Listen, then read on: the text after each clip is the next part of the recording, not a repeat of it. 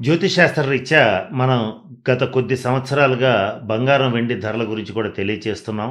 అప్పటినుంచి 2019 నుంచి బంగారం కొనిపెట్టుకోండి భవిష్యత్తులో పెరుగుతుంది. గురుగ్రహ అనుగ్రహం మారబోతోంది. గురువు యొక్క అనుగ్రహం ఉన్నవాళ్ళే భవిష్యత్తులో డెవలప్ అవుతారని చెప్తూ వస్తున్నాం.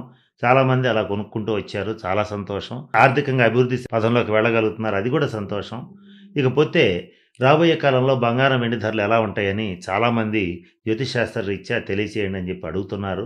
అయితే దానికి నేను మొన్న చెప్పినట్టుగా అంటే గత 3 నెలల క్రితం, 6 నెలల క్రితం కూడా కంటిన్యూయస్‌గా చెప్తున్నాను.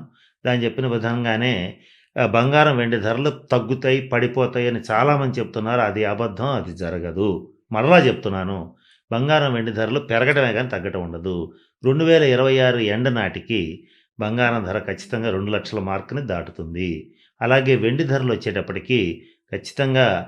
4,00,000 దాటే అవకాశాలు పుష్కలంగా ఉన్నాయి. ఇందులో సందేహం ఏమాత్రం లేదు.